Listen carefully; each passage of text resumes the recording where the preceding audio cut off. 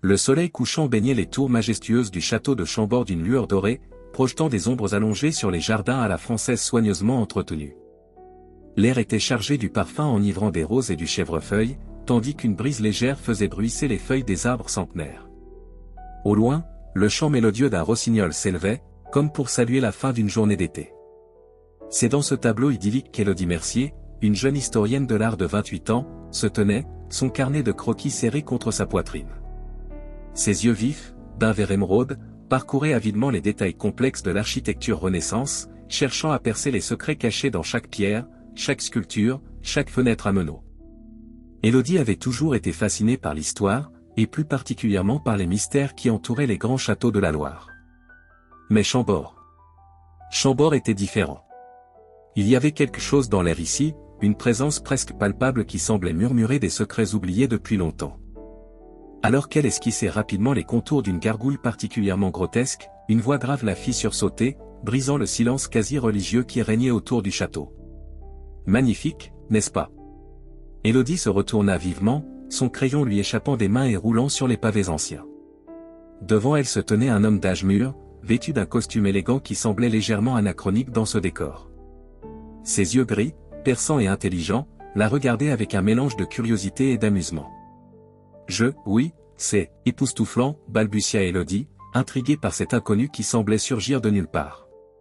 L'homme se pencha pour ramasser son crayon et le lui tendit avec un sourire énigmatique. Je suis François Delacroix, le conservateur du château, se présenta-t-il. Et vous devez être mademoiselle Mercier, notre nouvelle stagiaire. Élodie acquiesça, prenant le crayon avec gratitude. C'est un honneur d'être ici, monsieur Delacroix. J'ai hâte de commencer mes recherches sur l'histoire cachée du château. Le sourire de François s'élargit, mais une lueur étrange passa dans ses yeux, comme s'il détenait un secret qu'il hésitait à partager. Oh, vous allez découvrir bien plus que ce que vous imaginez, ma chère. Chambord a de nombreux secrets, et certains préfèrent peut-être rester enfouis. Un frisson parcourut l'échine d'Élodie, mélange d'excitation et d'appréhension. Elle suivit François vers l'entrée principale du château, ses pas résonnant sur les pavés. Le vent semblait murmurer entre les pierres, comme si les murs eux-mêmes avaient des histoires à raconter. Dites-moi, mademoiselle Mercier, commença François alors qu'il traversait la cour intérieure, que savez-vous exactement sur l'histoire de Chambord? Élodie, ravie de pouvoir partager ses connaissances, répondit avec enthousiasme, eh bien, je sais que sa construction a débuté en 1519 sous François Ier. On dit que Léonard de Vinci aurait participé à sa conception, notamment pour l'escalier à double révolution. Le château a servi de résidence royale, mais aussi de lieu de chasse et de réception somptueuse. François hocha la tête, visiblement impressionné. Très bien, très bien. Mais saviez-vous que Chambord a aussi été le théâtre d'événements plus mystérieux? Élodie s'arrêta net, son intérêt piqué au vif. Mystérieux? Comment ça? Le conservateur baissa la voix, comme s'il craignait d'être entendu par des oreilles indiscrètes. Il y a des histoires, des légendes si vous voulez, qui parlent de passages secrets, de rituels occultes pratiqués dans les souterrains, et même, de fantômes. Les yeux d'Élodie s'écarquillèrent. Elle avait toujours été fascinée par le paranormal, même si sa formation scientifique la poussait à rester sceptique. Des fantômes? Vraiment? François eut un petit rire, mais qui sonnait étrangement creux. Oh, ce ne sont que des histoires, bien sûr. Mais dans un lieu chargé d'autant d'histoires, qui sait ce qui peut se cacher dans l'ombre? Ils franchirent le seuil du château, pénétrant dans le grand hall d'entrée. L'intérieur était encore plus impressionnant que l'extérieur, avec ses plafonds voûtés, ses tapisseries anciennes et ses meubles d'époque soigneusement restaurés. Élodie ne put s'empêcher de jeter un dernier regard en arrière, vers la lumière déclinante du jour. C'est alors qu'elle le vit. Pendant un bref instant, elle crut apercevoir une silhouette fantomatique à l'une des fenêtres supérieures. Une femme en robe Renaissance, qui semblait la regarder directement. Mais quand elle cligna des yeux, la vision avait disparu. « Tout va bien, mademoiselle Mercier ?» demanda François, remarquant son trouble. Élodie secoua la tête, essayant de se convaincre que ce n'était qu'un effet de la lumière. « Oui, tout va bien. Je croyais juste avoir vu, mais ce n'est rien. » Le conservateur la regarda d'un air entendu, comme s'il savait exactement ce qu'elle avait vu. Chambord a cet effet sur les gens. Il stimule l'imagination. Venez, je vais vous montrer votre bureau et vous présenter au reste de l'équipe. » Alors qu'il s'enfonçait dans les profondeurs du château, Élodie ne pouvait s'empêcher de penser à ce qu'elle avait vu, ou cru voir. Ce n'était que le début de son aventure à Chambord, et déjà, les mystères commençaient à se dévoiler. Les jours suivants furent un tourbillon d'activités pour Élodie. Elle passa des heures à explorer chaque recoin du château, prenant des notes, faisant des croquis, et interrogeant le personnel sur les moindres détails de l'histoire de Chambord. Mais malgré son enthousiasme, elle ne pouvait se défaire de la sensation étrange qui l'avait saisie le premier jour. Un soir, alors qu'elle travaillait tard dans la bibliothèque du château, penchée sur de vieux manuscrits, elle entendit un bruit. Un murmure, à peine audible, qui semblait venir des murs eux-mêmes. Élodie se figea, tous ses sens en alerte. « Il y a quelqu'un » appela-t-elle, sa voix tremblante résonnant dans la pièce vide. Seul le silence lui répondit. Mais alors qu'elle se levait pour partir, un courant d'air glacial la fit frissonner. Et dans ce souffle, elle aurait juré entendre des mots. « Aide-moi. Trouve la vérité. » Élodie quitta précipitamment la bibliothèque, son cœur battant la chamade. Elle ne savait pas encore dans quelle aventure elle s'était embarquée, mais une chose était sûre, les secrets de Chambord étaient bien réels, et ils n'attendaient que d'être découverts. Cette nuit-là, allongée dans son lit dans les quartiers du personnel, Élodie ne put trouver le sommeil. Son esprit bouillonnait de questions. Qui était la femme qu'elle avait aperçue à la fenêtre? D'où venaient ces murmures? Et surtout, quelle vérité devait-elle découvrir? Elle se promit que dès le lendemain, elle commencerait à creuser plus profondément. Il y avait une histoire à déterrer à Chambord, et elle était déterminée à la mettre au jour, quels que soient les risques. Alors que l'aube pointait à l'horizon, teintant le ciel de rose et d'or, Élodie s'endormit enfin, bercée par le murmure lointain du vent dans les pierres anciennes du château. Son aventure ne faisait que commencer, et les mystères de Chambord l'attendaient, prêts à être révélés. L'aube se levait à peine sur Chambord, baignant les jardins d'une lumière blafarde, lorsqu'Élodie émergea de sa chambre. Les couloirs du château étaient encore plongés dans la pénombre, silencieux hormis le craquement occasionnel du bois ancien. L'air frais du matin portait une odeur de pierre humide et de boiserie cirée, mêlée à un parfum plus subtil, presque imperceptible, qu'Élodie n'arrivait pas à identifier. Ses pas la menèrent instinctivement vers le cœur du château, là où se dressait l'escalier à double révolution, chef-d'œuvre architectural attribué à Léonard de Vinci. Dans la semi-obscurité, la structure semblait presque vivante, ses courbes élégantes se perdant dans l'ombre des étages supérieurs. Élodie posa sa main sur la rampe sculptée, sentant sous ses doigts les imperfections laissées par des siècles d'usage. Elle pouvait presque imaginer les rois, les reines, les courtisans qui avaient emprunté ces mêmes marches, leurs secrets et leurs intrigues résonnant encore dans la pierre. Fascinant, n'est-ce pas? La voix de François Delacroix la fit sursauter. Le conservateur émergea de l'ombre, son pas assuré trahissant des années de familiarité avec ces lieux. Monsieur Delacroix salua Élodie, tentant de masquer sa surprise. Je ne m'attendais pas à vous voir si tôt. Un sourire énigmatique se dessina sur les lèvres du conservateur. Le château ne dort jamais vraiment, mademoiselle Mercier. Il a toujours des secrets à révéler à ceux qui savent écouter. Intriguée, Élodie ne put s'empêcher de demander, que voulez-vous dire? François s'approcha de l'escalier, caressant la pierre du bout des doigts. Cet escalier est l'une des merveilles de Chambord. On dit que Léonard de Vinci lui-même aurait participé à sa conception. Mais savez-vous quel est son plus grand mystère? Élodie secoua la tête, captivée. C'est qu'il permet à deux personnes de monter ou descendre simultanément sans jamais se croiser, poursuivit François avec un sourire énigmatique. Comme si le château lui-même voulait garder certains secrets, ou certaines rencontres, cachées. Un frisson parcourut l'échine d'Élodie. Elle avait l'impression que les mots du conservateur avaient un double sens, qu'il y avait plus dans cette histoire d'escalier qu'une simple anecdote architecturale. Soudain, un bruit de pas résonna au-dessus d'eux. Élodie leva les yeux, s'attendant à voir quelqu'un descendre l'autre volet de l'escalier. Mais il n'y avait personne. « Vous avez entendu » chuchota-t-elle à François, son cœur battant la chamade. Le conservateur haussa les épaules avec un air désinvolte qui semblait un peu forcé. « Les vieux châteaux ont toujours des bruits inexpliqués, ma chère. Vous vous y habituerez. » Mais Élodie n'était pas convaincue. Elle avait distinctement entendu des pas, et le son avait été trop net, trop réel pour être simplement le fruit de son imagination. Alors qu'ils atteignaient le premier palier, Élodie remarqua une porte dissimulée dans le mur. Elle était presque invisible, se fondant parfaitement dans la pierre environnante. Seule une légère irrégularité dans les jointures trahissait sa présence. Où mène cette porte, demanda-t-elle, sa curiosité piquée au vif. François hésita un instant avant de répondre, son regard se voilant légèrement. C'est une ancienne chambre. Elle est condamnée depuis des années. Trop dangereuse, vous comprenez. Mais Élodie avait l'œil vif d'une chercheuse.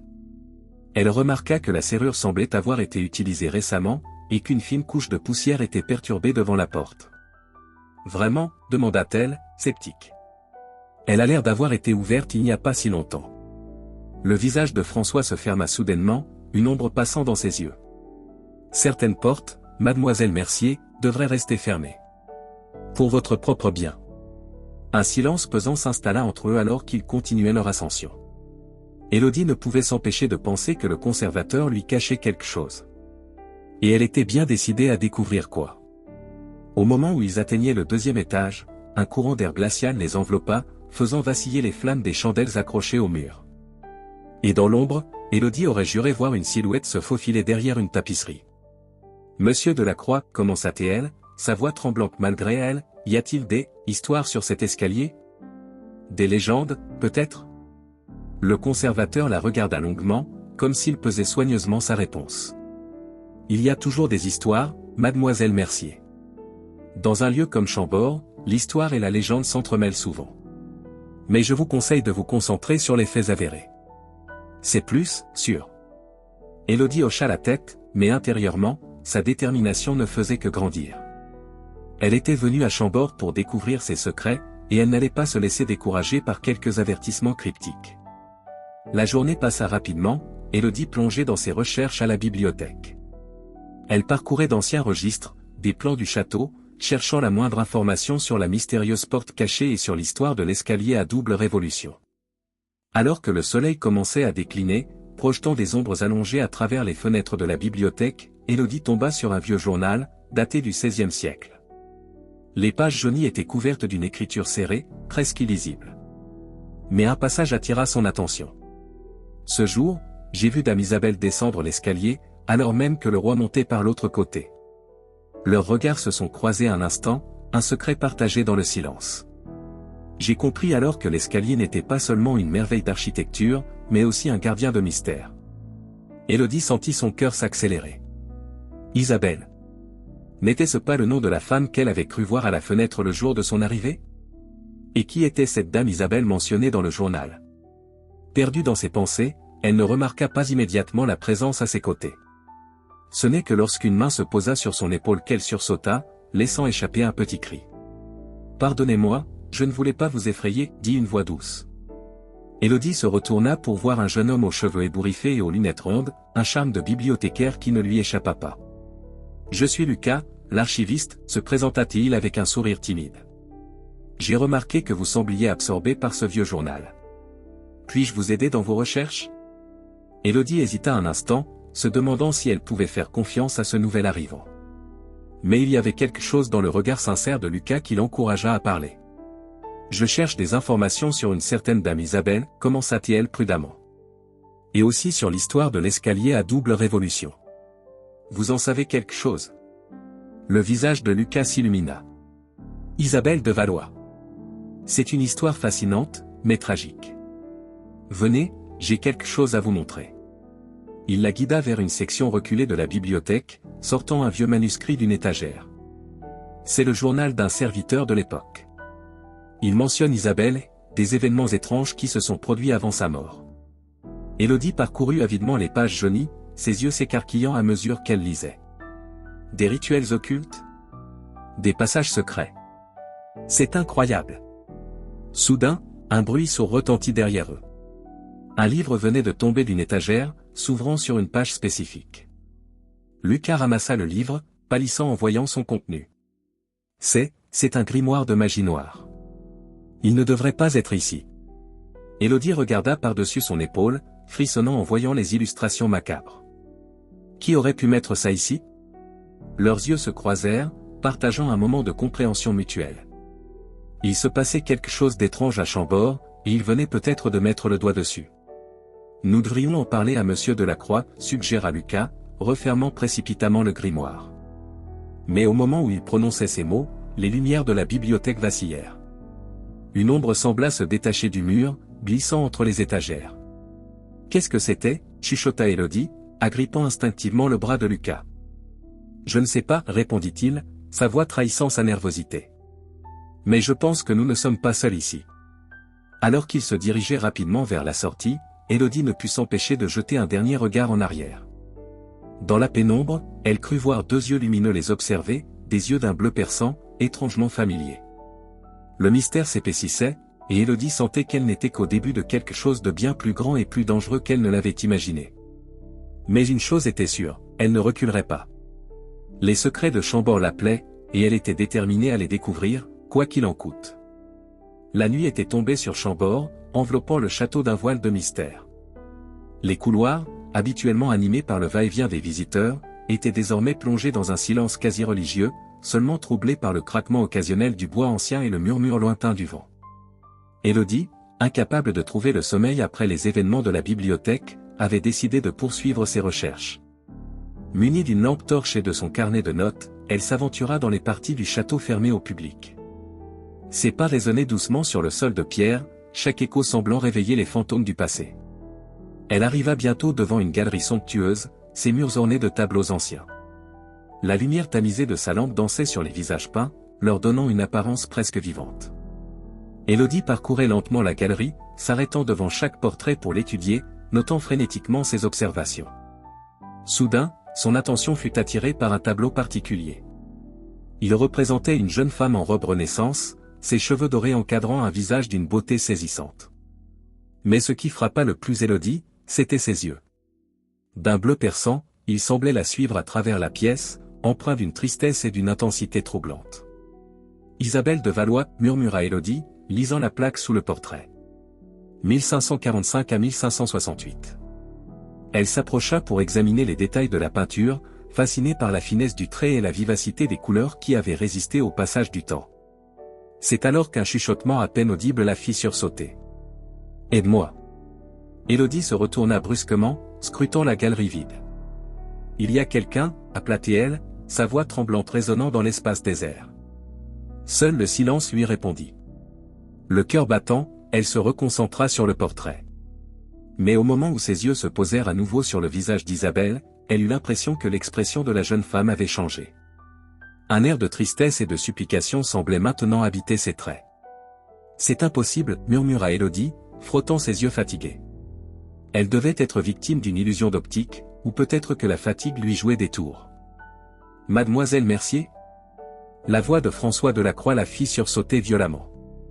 Elle se retourna pour voir le conservateur qui la regardait avec un mélange d'inquiétude et était-ce de la méfiance. « Monsieur Delacroix. »« Je faisais juste quelques recherches supplémentaires, » balbutia Élodie, se sentant soudain comme une enfant prise en faute.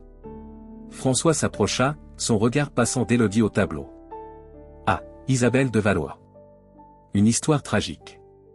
On dit qu'elle est morte dans des circonstances mystérieuses, ici même à Chambord. » « Vraiment » demanda Élodie, intriguée malgré elle.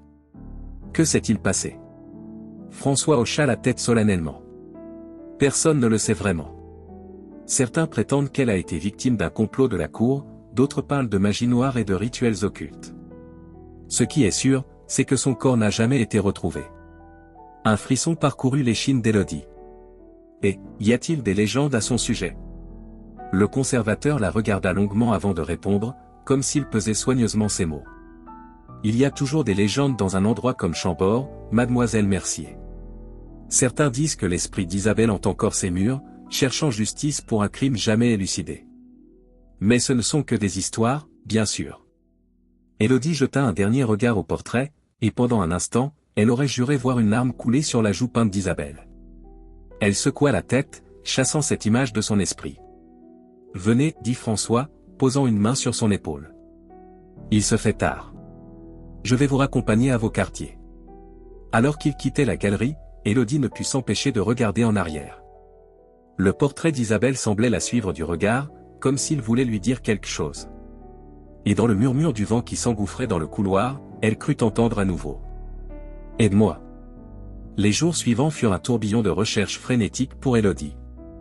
Elle passait ses journées à fouiller les archives, à interroger discrètement le personnel du château, cherchant le moindre indice sur l'histoire d'Isabelle de Valois et les événements mystérieux qui avaient entouré sa mort.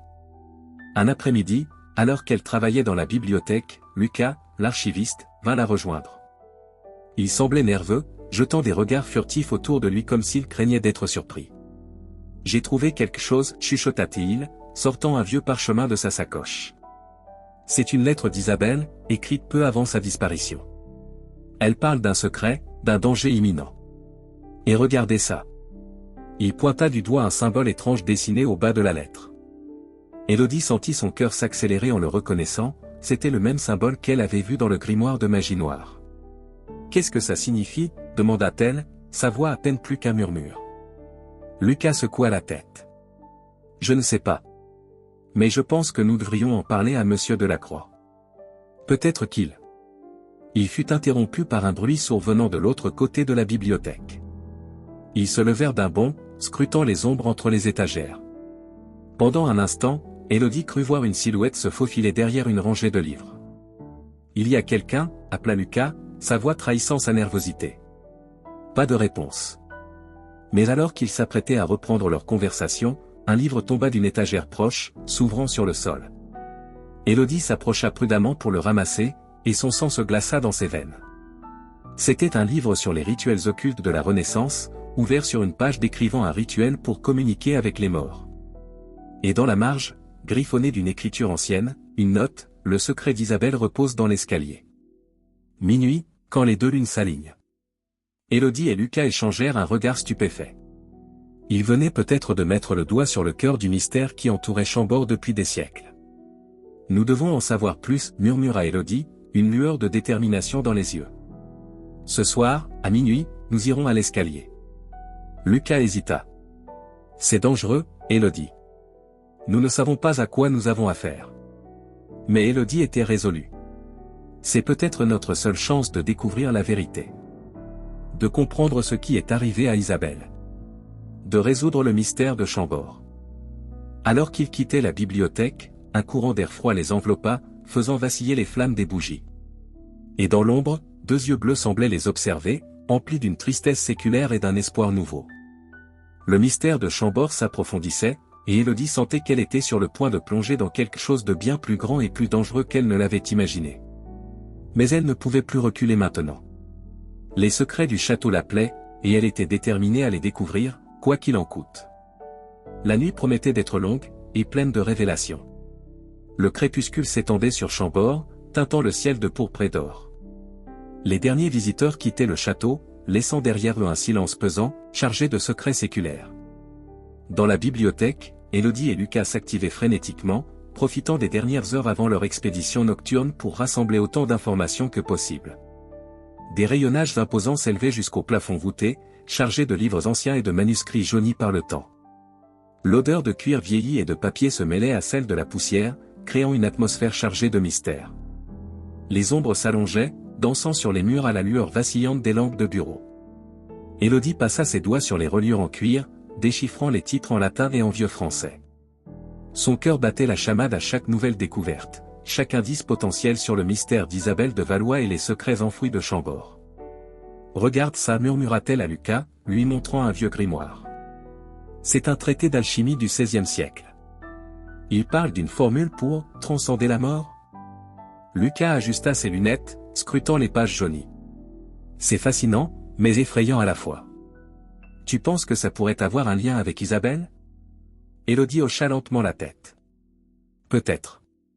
Rappelle-toi ce que disait la lettre, le secret d'Isabelle repose dans l'escalier. Et si ce n'était pas seulement une métaphore ?» Soudain, un bruit sourd retentit derrière eux. Un livre venait de tomber d'une étagère, s'ouvrant sur une page spécifique. Élodie et Lucas échangèrent un regard inquiet avant de s'approcher prudemment. Lucas ramassa le livre, pâlissant en voyant son contenu. C'est un grimoire de magie noire. Il ne devrait pas être ici.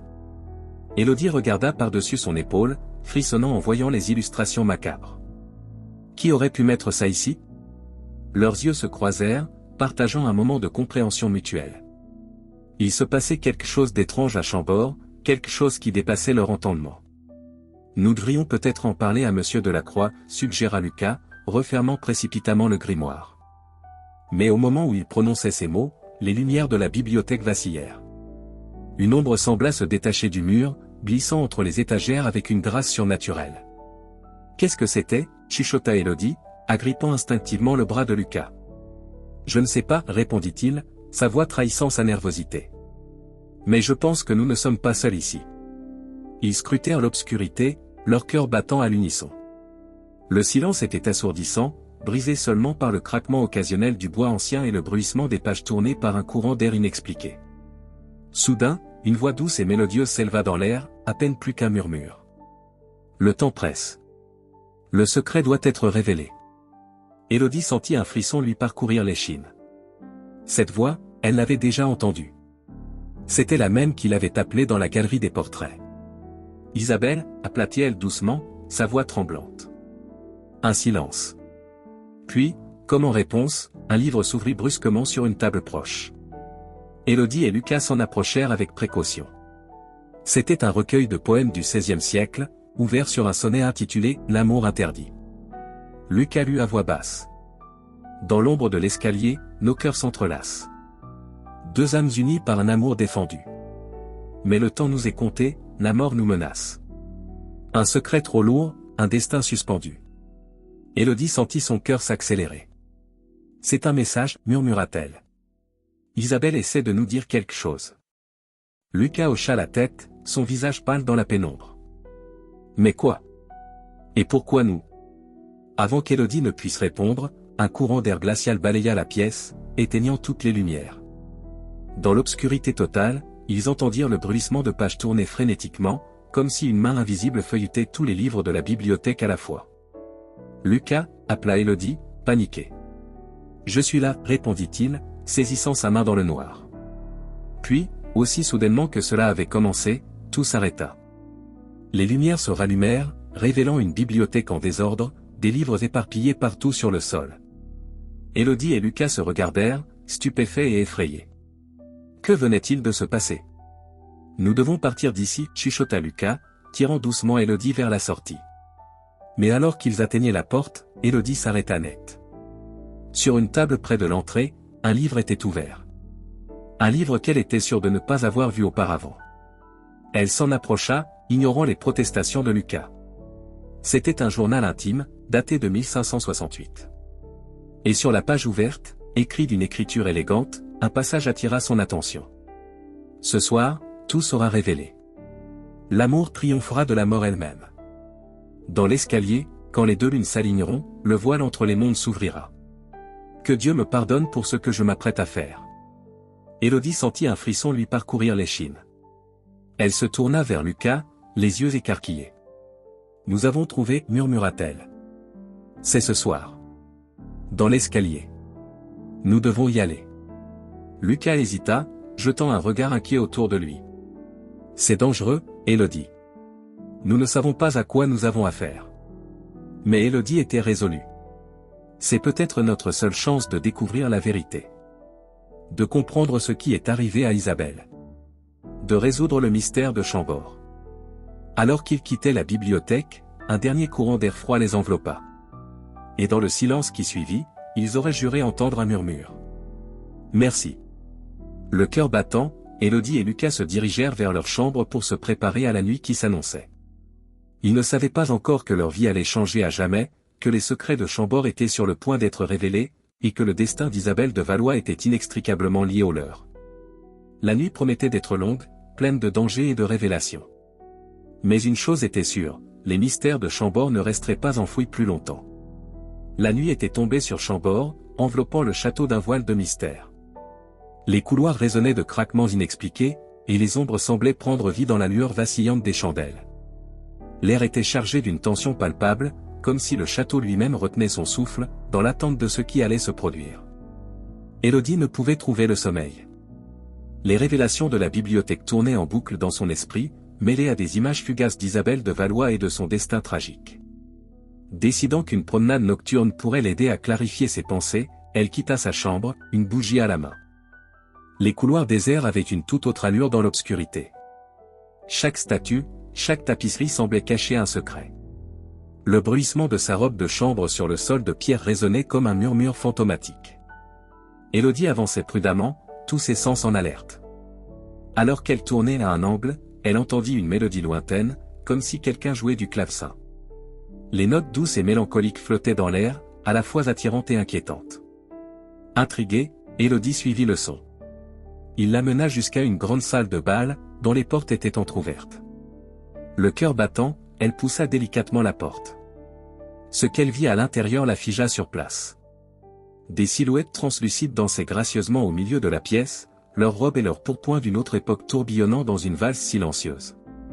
La lumière de la lune, filtrant à travers les hautes fenêtres, donnait à la scène une qualité irréelle, presque onirique. Et là, au centre, elle reconnut Isabelle de Valois, aussi belle que dans son portrait, dansant dans les bras d'un jeune homme au visage triste. Leur corps semblait briller d'une lueur intérieure, leurs pieds ne touchant à peine le sol alors qu'ils virevoltaient. « C'est impossible » murmura Élodie, se frottant les yeux, certaine d'être victime d'une hallucination. « Pas impossible. Juste extraordinaire. » Elle sursauta en entendant la voix de Lucas à côté d'elle. L'archiviste regardait la scène avec un mélange de crainte et d'émerveillement. « Tu les vois aussi ?» demanda Élodie, soulagée de ne pas être la seule à être témoin de ce phénomène. Lucas hocha la tête. « Je les ai déjà vus auparavant. C'est pour ça que je voulais t'en parler. Chambord a des secrets que même Monsieur Delacroix ignore, ou préfère ignorer. » Soudain, la musique s'arrêta. Toutes les figures fantomatiques se tournèrent vers Élodie et Lucas, comme s'ils venaient de remarquer leur présence. Un silence pesant s'abattit sur la salle. Isabelle s'avança vers eux, ses yeux emplis de tristesse et de supplication. Elle était d'une beauté éthérée, sa peau pâle semblant briller sous la lumière de la lune. Quand elle parla, sa voix était à peine plus qu'un murmure, mais chaque mot résonnait clairement dans l'esprit d'Élodie. « Aidez-moi » supplia Isabelle. « Trouvez la vérité. Le temps presse. » Élodie fit un pas en avant, fascinée et effrayée à la fois. « Comment ? Que devons-nous faire ?» Mais avant qu'Isabelle ne puisse répondre, un vent glacial balaya la pièce. Les fantômes commencèrent à s'évaporer, comme de la brume sous le soleil du matin. Isabelle tendit une main vers Élodie, son visage empreint d'une urgence désespérée. « L'escalier » murmura-t-elle alors qu'elle disparaissait. « Le secret est dans l'escalier. » Puis, aussi soudainement qu'ils étaient apparus, tous les fantômes s'évanouirent, laissant Élodie et Lucas seuls dans la salle de bal déserte. Le silence qui suivit était assourdissant. « Qu'est-ce que ça veut dire » demanda Élodie, tremblante, sa voix à peine plus qu'un chuchotement. Lucas prit sa main, la serrant doucement. « Je ne sais pas. Mais je pense que nous venons d'être chargés d'une mission. Nous devons découvrir ce qui est vraiment arrivé à Isabelle. » Élodie hocha la tête, une nouvelle détermination brillant dans ses yeux. « L'escalier. » Elle a mentionné l'escalier. « Ça doit être l'escalier à double révolution. » « Mais pourquoi » demanda Lucas, perplexe. « Qu'est-ce que cet escalier a de si spécial ?» Élodie réfléchit un moment, se remémorant tout ce qu'elle avait appris depuis son arrivée à Chambord. « François m'a dit que l'escalier permettait à deux personnes de monter ou descendre sans jamais se croiser. Et si ce n'était pas seulement une prouesse architecturale?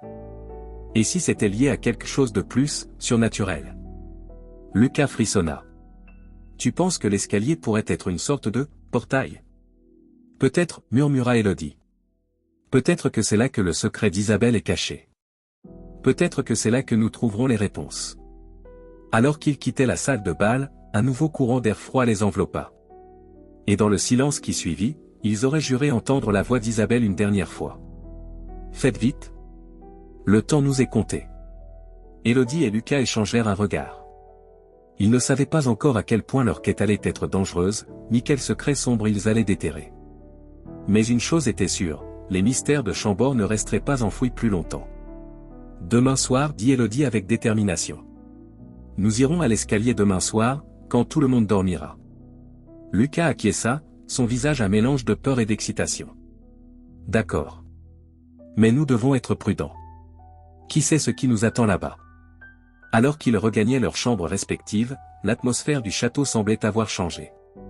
Les ombres paraissaient plus profondes, les bruits plus inquiétants. Comme si Chambord lui-même était conscient que ses secrets les plus sombres étaient sur le point d'être révélés. Élodie s'endormit cette nuit-là d'un sommeil agité, peuplé de rêves d'escaliers sans fin et de danses fantomatiques. Et à travers tout cela, les yeux tristes d'Isabelle de Valois, implorant silencieusement son aide. Le mystère de Chambord s'approfondissait, et Élodie sentait qu'elle était sur le point de plonger dans quelque chose de bien plus grand et plus dangereux qu'elle ne l'avait imaginé. Mais elle ne pouvait plus reculer maintenant. Les secrets du château l'appelaient, et elle était déterminée à les découvrir, quoi qu'il en coûte. La nuit suivante promettait d'être longue, et pleine de révélations. Les premières lueurs de l'aube filtraient à travers les vitraux, projetant des motifs colorés sur les murs de pierre. Élodie et Lucas, les yeux cernés après une nuit blanche de recherche frénétique, étaient penchés sur une vieille carte du château étalée sur une table de la bibliothèque. L'air était lourd de poussière et du parfum entêtant des vieux livres, créant une atmosphère presque tangible de mystère et d'anticipation. « Regarde ça » murmura Élodie, son doigt traçant une ligne sur le parchemin jauni. Ce passage n'apparaît sur aucun des plans modernes du château. Lucas ajusta ses lunettes, scrutant l'endroit qu'elle indiquait. Ses yeux s'écarquillèrent derrière les verres épais. « Tu as raison. Il semble mener de la chambre d'Isabelle, une pièce secrète dans les souterrains. » Leurs regards se croisèrent, une étincelle d'excitation et d'appréhension brillant dans leurs yeux. Le mystère qu'ils cherchaient à résoudre depuis des jours semblait enfin à portée de main. « Nous devons y aller, » dit Élodie avec détermination, sa voix à peine plus qu'un murmure. Lucas hésita, jetant un regard nerveux autour de lui. « C'est risqué. Et si Monsieur Delacroix nous surprend? Nous n'avons pas le droit d'être ici, encore moins d'explorer des passages secrets. » Élodie posa une main rassurante sur son bras. « C'est un risque à prendre, » répondit-elle. « Isabelle nous a demandé de l'aide. Nous ne pouvons pas l'ignorer. Pas maintenant que nous sommes si près. » Après s'être assurés que le couloir était désert, ils se faufilèrent hors de la bibliothèque, leurs pas résonnant doucement sur le sol de pierre. Le château semblait différent à cette heure matinale, presque vivant, comme s'il retenait son souffle dans l'attente de ce qui allait se produire. Ils atteignirent rapidement l'ancienne chambre d'Isabelle. La pièce était poussiéreuse et sentait le renfermer, comme si personne n'y était entré depuis des siècles. Des toiles d'araignée pendaient au chandelier, et les meubles étaient recouverts de draps jaunis par le temps. Élodie examina attentivement les murs, cherchant un mécanisme caché. Ses doigts couraient sur la pierre froide, sentant chaque aspérité, chaque jointure. Soudain, elle sentit quelque chose céder sous sa pression. Un déclic résonna dans la pièce, faisant sursauter Lucas. Un PN de mur pivota lentement, révélant un passage sombre et étroit. Une odeur de terre humide et de moisissure s'en échappa, faisant froncer le nez à Élodie. « Mon Dieu » souffla Lucas. « C'est vraiment là. » Armés de leurs lampes torchées, ils s'engagèrent dans le passage. L'air était lourd et humide, et des toiles d'araignée s'accrochaient à leurs vêtements. Les murs semblaient se resserrer autour d'eux, comme s'ils voulaient les empêcher d'avancer. Élodie sentait son cœur battre à tout rompre dans sa poitrine, mais elle continuait d'avancer, guidée par une détermination qu'elle ne s'expliquait pas. Après ce qui sembla être une éternité, ils débouchèrent dans une petite pièce circulaire. La lumière de leur torchée révéla des murs couverts de symboles étranges et de formules alchimiques. Au centre se trouvait un autel de pierre, couvert de symboles similaires à ceux qu'ils avaient vus dans le grimoire de la bibliothèque. Et sur cet autel. « Est-ce que c'est » commença Lucas, sa voix tremblante. « Un grimoire » confirma Élodie, s'approchant avec précaution. « Comme celui que nous avons vu dans la bibliothèque. » Le livre était massif, relié de cuir noir et orné de pierres précieuses. Une aura presque tangible de puissance semblait émaner de ces pages. Alors qu'elle tendait la main pour l'ouvrir, un courant d'air glacial balaya la pièce, éteignant leurs lampes. Dans l'obscurité totale, ils entendirent un murmure. « Prenez garde. Certains secrets ont un prix. » La voix était à la fois familière et étrangère, comme si elle venait d'un autre monde. Élodie sentit un frisson lui parcourir l'échine. Paniqués, ils tâtonnèrent dans le noir, cherchant la sortie. Mais lorsqu'ils retrouvèrent enfin le passage, ils réalisèrent avec horreur qu'il était bloqué. La pierre avait bougé, scellant l'entrée. « Nous sommes piégés » murmura Élodie, la peur lui nouant l'estomac. Et dans le silence oppressant des souterrains, ils entendirent des pas qui s'approchaient lentement. Le bruit résonnait contre les murs de pierre, se rapprochant inexorablement. « Qui est là » appela Lucas, sa voix trahissant sa terreur. Pas de réponse. Juste le son des pas, de plus en plus proches. Élodie serra la main de Lucas, cherchant du réconfort dans ce contact. Ils reculèrent jusqu'à l'autel, leur dos pressé contre la pierre froide. Soudain, une lumière apparut à l'entrée de la pièce. Une silhouette se dessina dans l'embrasure, tenant une lanterne. Élodie et Lucas retinrent leur souffle, attendant avec angoisse de voir qui les avait découverts. La lumière révéla un visage familier, mais l'expression qu'il arborait était tout sauf rassurante. « Monsieur Delacroix » s'exclama Élodie, à la fois soulagée et méfiante. Le visage du conservateur était grave, ses yeux brillant d'une lueur étrange à la lumière de la lanterne. « Je savais que vous finiriez par découvrir cet endroit, dit-il d'une voix basse et mesurée. Vous êtes allés trop loin, tous les deux. » Élodie et Lucas échangèrent un regard inquiet. Que voulait dire François? Et surtout, que leur réservait-il? Le conservateur s'avança dans la pièce, son regard passant d'Élodie et Lucas au grimoire sur l'autel. Son visage était un masque indéchiffrable, mais Élodie crut y déceler une trace de regret. Il y a des choses dans ce château, commença François, des secrets qui auraient dû rester enfouis. Des vérités que le monde n'est pas prêt à entendre. Il fit une pause, semblant peser soigneusement ses prochains mots. Mais peut-être est-il temps que quelqu'un les découvre enfin. Élodie sentit son cœur s'accélérer. Était-il sur le point de percer le mystère d'Isabelle de Valois? De comprendre enfin les secrets de Chambord? Mais avant que François ne puisse continuer, un vent glacial balaya la pièce. Les symboles sur les murs semblèrent s'illuminer d'une lueur bleuâtre, et le grimoire sur l'autel s'ouvrit brusquement, ses pages tournant frénétiquement. « Non » murmura François, son visage soudain pâle de terreur. « Pas maintenant. Pas comme ça. » Et alors que la pièce s'emplissait d'une lumière aveuglante, Élodie eut la certitude que leur quête venait de prendre un tournant inattendu et potentiellement dangereux. Les secrets de Chambord étaient sur le point d'être révélés, qu'ils soient prêts ou non à les affronter. L'obscurité du souterrain était oppressante, brisée seulement par le faible halo de la lanterne de François Delacroix. Les ombres dansaient sur les murs de pierre, donnant l'impression que les symboles gravés prenaient vie. L'air était lourd, chargé d'une tension palpable et d'un parfum de mystère ancien. Élodie et Lucas, le cœur battant la chamade, se tenaient côte à côte, leurs yeux rivés sur le conservateur du château. François Delacroix, habituellement si composé, semblait maintenant agité, presque effrayé. Son regard allait du grimoire ouvert sur l'autel aux deux jeunes gens, comme s'il pesait soigneusement ses prochaines paroles. « Monsieur Delacroix » commença Élodie, sa voix tremblante mais déterminée, « que se passe-t-il ici? Que savez-vous sur Isabelle de Valois et les secrets de Chambord ?» Le conservateur poussa un long soupir, semblant soudain plus vieux et fatigué.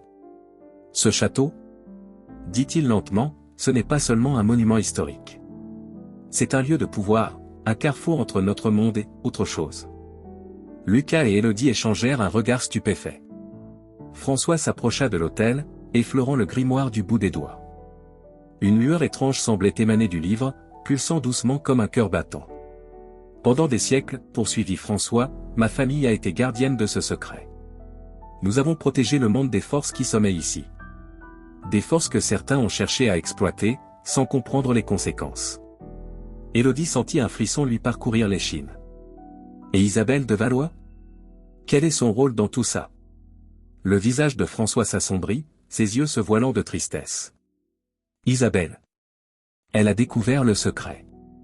Elle était brillante, curieuse, peut-être trop pour son propre bien. Elle a trouvé ce grimoire et a compris son pouvoir. Quel pouvoir? Demanda Lucas, sa voix à peine plus qu'un murmure. Le pouvoir de transcender la mort, répondit François. De voyager entre les mondes. Isabelle. Elle voulait utiliser ce pouvoir pour sauver son amant mourant. Mais elle ne comprenait pas les conséquences. Élodie sentit son cœur se serrer. L'image d'Isabelle dansant avec son amant fantomatique lui revint en mémoire. « Vous l'avez arrêté » murmura-t-elle, réalisant soudain la vérité. François hocha lentement la tête, ses yeux brillants de larmes contenues. « Je n'avais pas le choix. Si elle avait ouvert le portail, les conséquences auraient été catastrophiques. Des forces que nous ne pouvons pas contrôler auraient été libérées dans notre monde. » Un silence pesant s'abattit sur la pièce. Élodie et Lucas tentaient d'assimiler ces révélations bouleversantes. Tout ce qu'ils croyaient savoir sur l'histoire, sur la réalité elle-même, venait d'être remis en question. Soudain, un vent glacial balaya la pièce. Des murmures emplissaient l'air, et des ombres semblaient danser sur les murs. Le grimoire sur l'autel s'ouvrit brusquement, ses pages tournant frénétiquement. « Ils arrivent » dit François, une note de panique dans la voix. Nous devons sceller cet endroit, maintenant. Mais avant qu'il ne puisse réagir, une lumière aveuglante jaillit du livre. Élodie sentit le sol se dérober sous ses pieds. Des voix l'appelaient, des visages fantomatiques apparaissaient et disparaissaient dans la lumière. Et au milieu de ce chaos, elle vit Isabelle. Belle et tragique, ses yeux emplis de larmes et de regrets. « Je suis désolée, murmura la jeune femme de la Renaissance. Je voulais juste le sauver. » Élodie tendit la main vers elle, mais Isabelle semblait s'éloigner. « Attendez, cria-t-elle. Comment pouvons-nous vous aider ?» La voix d'Isabelle résonna une dernière fois, à peine audible par-dessus le tumulte. « Fermez le portail. Libérez-nous. » Puis tout devint noir. Élodie se sentit tomber. Quand elle reprit conscience, elle était allongée sur le sol froid de la chambre secrète. Lucas était à ses côtés, se frottant la tête avec une grimace de douleur. François Delacroix se tenait devant l'autel, le grimoire fermé entre ses mains tremblantes. « Que s'est-il passé » demanda Élodie, sa voix rauque. « Le portail s'est ouvert » répondit François, son visage pâle et tiré. Pendant un instant, notre monde et celui des esprits ne faisaient plus qu'un. Mais j'ai réussi à le refermer, pour l'instant. Lucas se redressa lentement. Pour l'instant ? François hocha gravement la tête. Le sceau s'affaiblit. Ce qui s'est passé ce soir n'est qu'un avant-goût de ce qui pourrait arriver si nous ne trouvons pas une solution permanente. Élodie se leva, chancelante mais déterminée. Alors c'est ce que nous devons faire. Trouver une solution. Pour Isabelle, pour tous les esprits piégés ici, et pour notre monde. François la regarda longuement, comme s'il la voyait vraiment pour la première fois. « Vous avez raison, dit-il finalement. J'ai essayé de protéger ce secret pendant si longtemps. Peut-être est-il temps de le partager, de chercher de l'aide. » Il se tourna vers l'autel, son visage grave. « Mais je dois vous avertir. Ce que nous nous apprêtons à faire est dangereux. Nous allons affronter des forces que nous ne comprenons pas totalement. Êtes-vous sûr de vouloir continuer ?» Élodie et Lucas échangèrent un regard. Dans les yeux de l'autre, ils virent la même détermination, le même désir de percer les mystères de Chambord et d'aider les âmes perdues qui y étaient piégées. « Nous sommes sûrs, répondit Élodie pour eux deux. François acquiesça solennellement. « Alors commençons. Nous avons beaucoup à faire, et peu de temps. » Alors qu'ils quittaient la chambre secrète, Élodie jeta un dernier regard en arrière. Pour un instant, elle crut voir le visage d'Isabelle, souriant avec gratitude et espoir. Le mystère de Chambord était loin d'être résolu, mais ils avaient fait le premier pas. Et quoi qu'il arrive, Élodie savait qu'elle ne reculerait pas. Les secrets du château, les destins entremêlés d'Isabelle et de son amant, le sort même de deux mondes. Tout reposait maintenant sur leurs épaules. La nuit était encore jeune, et le véritable défi ne faisait que commencer. Une douce lumière baignait la salle du trône de Chambord, filtrant à travers les vitraux et créant un kaléidoscope de couleurs sur les murs de pierre. Élodie, Lucas et François se tenaient debout, encore étourdis par les événements de la nuit. Leurs visages portaient les marques de l'épuisement et de l'émotion, mais aussi une lueur de triomphe et de soulagement. Devant eux, les silhouettes translucides d'Isabelle de Valois et de son amant les regardaient avec gratitude. Leur présence emplissait la pièce d'une aura éthérée, comme si la frontière entre les mondes s'était momentanément estompée. « Vous avez réussi, murmura Isabelle, sa voix résonnant comme une douce mélodie dans l'air. Vous avez brisé la malédiction. » Élodie fit un pas en avant, ses yeux brillants de larmes contenues. « Mais comment ? Nous n'avons rien fait de spécial. » François posa une main sur son épaule. « Vous avez fait plus que vous ne le pensez, dit-il doucement. En cherchant la vérité, en refusant d'abandonner, vous avez ouvert une voie pour la rédemption. Votre compassion et votre détermination ont été la clé. » Lucas, encore sous le choc des révélations de la nuit, demanda, « Alors, tout est terminé. Les secrets, les dangers. » L'amant d'Isabelle prit la parole pour la première fois, sa voix profonde et solennelle. « Rien n'est jamais vraiment terminé. Mais l'équilibre a été restauré. Le château ne sera plus un lieu de tourment, mais un gardien de la mémoire. » François s'avança, s'adressant au fantôme avec une humilité qui contrastait avec son habituelle assurance. « Je suis désolé, dit-il, la voix chargée d'émotion. Pendant des générations, ma famille a cru agir pour le bien en gardant ses secrets. Nous n'avons fait que prolonger votre souffrance. » Isabelle sourit doucement, son visage empreint d'une sagesse née de siècles de réflexion. « Le passé est le passé.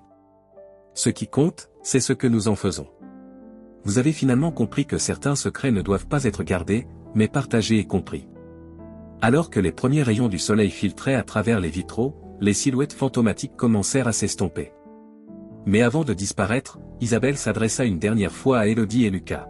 « N'oubliez pas, dit-elle, sa voix de plus en plus lointaine. Chambord est plus qu'un château. C'est un témoin de l'histoire, un gardien de mystère. Prenez en soin. Et n'oubliez jamais le pouvoir de l'amour et de la vérité. » Dans un dernier éclat de lumière, les fantômes disparurent, laissant derrière eux une sensation de paix et de sérénité qui semblait imprégner chaque pierre du château. Élodie, Lucas et François se regardèrent, réalisant qu'ils étaient désormais liés par une expérience extraordinaire qui avait changé leur vision du monde à jamais. « Que faisons-nous maintenant » demanda Élodie, brisant le silence contemplatif qui s'était installé. François sourit, un véritable sourire cette fois, sans l'ombre du secret qu'il avait si longtemps hanté. « Nous continuons, dit-il avec une nouvelle détermination. Nous préservons l'histoire de Chambord, tous ses aspects. Mais cette fois, avec honnêteté et ouverture. Nous honorerons la mémoire d'Isabelle et de tous ceux qui ont fait partie de cette histoire extraordinaire. » Lucas prit la main d'Élodie, la serrant doucement. Leur relation, née dans le mystère et l'adversité, semblait promise à un avenir radieux. « Et nous n'oublions jamais, ajouta-t-il, que parfois, les plus grands mystères peuvent cacher les vérités les plus profondes. » Élodie hocha la tête, sentant une nouvelle force en elle. « Nous avons encore beaucoup à apprendre, dit-elle. Sur l'histoire, sur la magie, sur les liens entre les mondes. Mais nous le ferons ensemble, et nous partagerons ce savoir avec ceux qui sont prêts à l'entendre. » Alors qu'ils quittaient la salle du trône, Élodie jeta un dernier regard en arrière.